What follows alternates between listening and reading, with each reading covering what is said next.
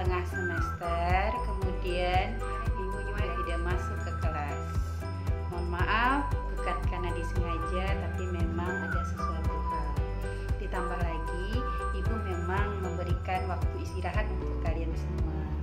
Karena seperti yang Ananda tahu, kita sudah menyelesaikan materi kita selama 1 semester, yaitu dari bab 1 sampai bab 5. Hanya saja ada beberapa hal yang memang perlu ada pengayaan, tambahan materi yang memang harus ibu berikan. Oke Ananda sekalian, semoga hari ini Ananda berada dalam keadaan sehat dan tidak kurang satu apapun.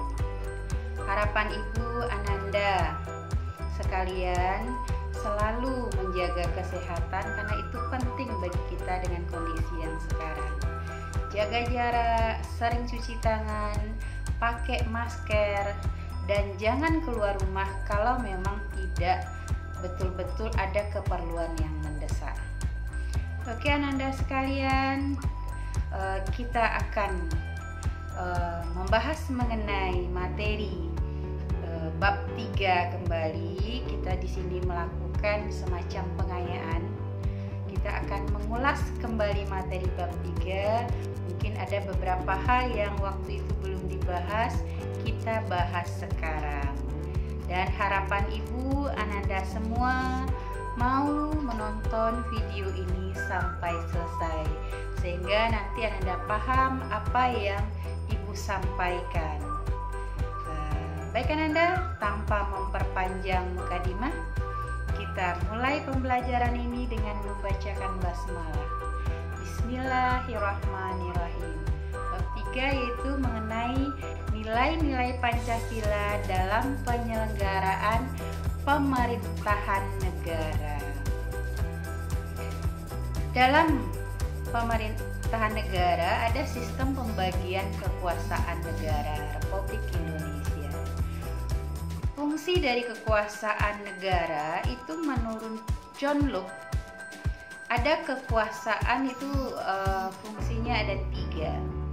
Ada kekuasaan legislatif, ada kekuasaan eksekutif, dan ada kekuasaan federatif.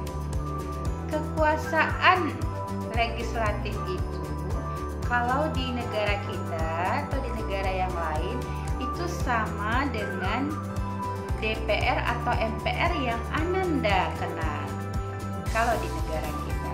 Jadi kekuasaan legislatif itu fungsinya menurut John Locke, kekuasaan membuat atau membentuk undang-undang. Kemudian kekuasaan yang kedua tadi adalah kekuasaan eksekutif, yaitu kekuasaan melaksanakan undang-undang dan mengadili setiap pelanggaran terhadap undang-undang. Itu kekuasaan eksekutif. Kalau di negara kita, eksekutif berada di bawah presiden dan wakil presiden. Fungsi kekuasaan negara, kekuasaan federatif yaitu kekuasaan melaksanakan hubungan luar negeri. Itu kekuasaan legislatif. Kalau di negara kita, kekuasaan federatif itu kekuasaan melaksanakan sama yang disampaikan adalah tadi. Jadi kementerian yang kekuasaan legislatif itu adalah kekuasaan membuat dan membentuk undang-undang atau yang kita kenal dengan DPR dan MPR. Beliau-beliau inilah yang akan membuat aturan yang akan mengatur kehidupan kita. Jadi beliau-beliau ini adalah wakil yang memang kita pilih untuk mewakili kita untuk menjalankan roda pemerintahan. Kemudian kekuasaan eksekutif adalah kekuasaan melaksanakan undang-undang. Itu yang melaksanakannya adalah presiden dan wakil presiden. Kemudian yang berikutnya adalah kekuasaan yudikatif. Kalau di negara kita, kekuasaan yudikatif itu berada di tangan Mahkamah Agung, yang mana kekuasaan itu adalah kekuasaan mempertahankan undang-undang dan mengadili pelanggaran terhadap undang-undang, dan itu dilaksanakan oleh Mahkamah Agung. yang kemarin kalau tidak salah itu belum kita bahas secara terperinci. Kemudian yang berikutnya adalah pembagian kekuasaan dalam pemerintahan Indonesia. Ini hanya slide besarnya saja kemarin Ibu sampaikan. Ada pembagian kekuasaan itu secara horizontal, ada yang secara vertikal. Pembagian kekuasaan secara horizontal di tingkat pusat berlangsung di antara lembaga-lembaga yang sederajat. Selain itu juga terjadi pergeseran terkait dengan pembagian kekuasaan secara horizontal ini. Jika dulu hanya 3 jenis kekuasaan, yakni eksekutif, legislatif, dan yudikatif. Kalau sekarang itu terdapat 6 jenis pembagian kekuasaan horizontal. Kita akan bahas satu persatu ya. Yang pertama adalah kekuasaan eksekutif. Kekuasaan eksekutif itu merupakan kekuasaan yang memiliki wewenang untuk menjalankan undang-undang dengan segala bentuk penyelenggaraan pemerintah negara. Pemegang kekuasaan eksekutif adalah seorang presiden atau kepala negara. Hal ini sesuai dengan Pasal 4 ayat 1 Undang-Undang Dasar 1945 yang berbunyi bahwa Presiden Republik Indonesia memegang kekuasaan pemerintahan menurut Undang-Undang Dasar. Karena negara kita menganut sistem pemerintahan presidensial, maka presiden itu selain sebagai kepala negara, beliau juga sebagai kepala pemerintahan. Yang kedua yaitu kekuasaan legislatif. Seperti yang Anda tahu, kekuasaan legislatif ini merupakan kekuasaan merancang, mengusulkan, dan menyusun undang-undang. Pemegang kekuasaan legislatif di Indonesia itu dipegang oleh Dewan Perwakilan Rakyat. Hal ini juga sesuai dengan yang tercantum dalam pasal 20 ayat 1 Undang-Undang Dasar 1945 yang kalau tidak salah bunyinya bahwa Dewan Perwakilan Rakyat memegang kekuasaan membentuk undang-undang. Kemudian yang berikutnya adalah yang ketiga, yaitu kekuasaan yudikatif. Kekuasaan yudikatif merupakan kekuasaan yang memiliki fungsi dalam penyelenggaraan atau dalam menyelenggarakan peradilan untuk menegakkan hukum dan keadilan. Kemudian kekuasaan ini juga sering disebut dengan kekuasaan kehakiman. Pemegang kekuasaan kehakiman di Indonesia adalah Mahkamah Agung dan Mahkamah Konstitusi. Kemudian yang berikutnya, Ibu lupa, hal ini juga sesuai dengan yang tercantum dalam Undang-Undang Dasar 1945 itu pasal 24 ayat 2 yang bunyinya kekuasaan kehakiman dilakukan oleh sebuah Mahkamah Agung atau badan peradilan yang berada di bawahnya dalam lingkungan peradilan umum, lingkungan peradilan agama, lingkungan peradilan militer, lingkungan peradilan tata usaha negara, dan oleh sebuah Mahkamah Konstitusi. Selanjutnya itu adalah yang keempat, kekuasaan konstitutif. Kekuasaan konstitutif ini merupakan kekuasaan yang berwenang untuk mengubah dan menetapkan undang-undang dasar di negara kita. Pemegang kekuasaan konstitutif di Indonesia itu dipegang oleh Majelis Permusyawaratan Rakyat atau yang kita kenal dengan MPR.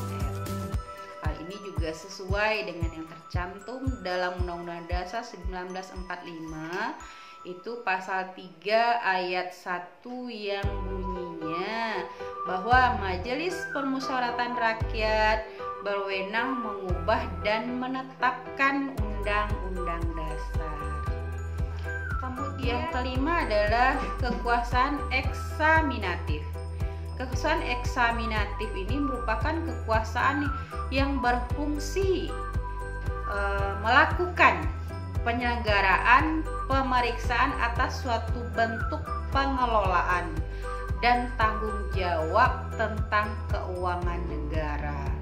Kekuasaan ini juga sering disebut kekuasaan inspektif. Pemegang kekuasaan eksaminatif di Indonesia adalah Badan Pemeriksa Keuangan atau yang kita kenal dengan singkatannya BPK. Hal ini sesuai dengan yang tercantum dalam Undang-Undang Dasar 1945, itu pasal 23E ayat 1 yang bunyinya bahwa untuk memeriksa pengelolaan dan tanggung jawab tentang keuangan negara diadakan satu badan pemeriksa keuangan yang bebas dan mandiri. Yang terakhir ini adalah kekuasaan moneter. Kekuasaan moneter itu merupakan kekuasaan menetapkan dan melaksanakan suatu bentuk kebijakan moneter, mengatur dan menjaga kelancaran sistem pembayaran, serta memelihara kestabilan nilai rupiah. Pemegang kekuasaan moneter di Indonesia adalah BI atau Bank Indonesia. Hal ini juga sesuai dengan yang tercantum dalam Undang-Undang Dasar 1945, yaitu berbunyi bahwa negara memiliki suatu bank sentral yang susunan kedudukan, kewenangan, tanggung jawab, dan independensinya diatur dengan undang-undang. Nah, itulah pembagian kekuasaan di Indonesia secara horizontal. Jika disimpulkan secara singkat, pengertian pembagian kekuasaan secara horizontal itu merupakan suatu pembagian kekuasaan yang didasarkan pada fungsi tiap lembaga, meliputi kekuasaan eksekutif, legislatif, yudikatif, konstitutif, eksaminatif, dan moneter. Berikutnya adalah pembagian kekuasaan secara vertikal. Pembagian kekuasaan secara vertikal ini itu merupakan pembagian kekuasaan menurut tingkatnya. Jadi maksudnya menurut tingkatnya di sini adalah pembagian kekuasaan antara beberapa tingkatan kekuasaan. Misalnya negara Indonesia terbagi atas beberapa daerah provinsi yang kemudian dibagi lagi menjadi tingkat kota dan kabupaten. Hal ini sesuai dengan apa yang tertera dalam pasal 18 ayat 1 Undang-Undang Dasar 1945 yang menyatakan bahwa Negara Kesatuan Republik Indonesia dibagi atas daerah-daerah provinsi dan daerah provinsi dibagi atas kabupaten dan kota.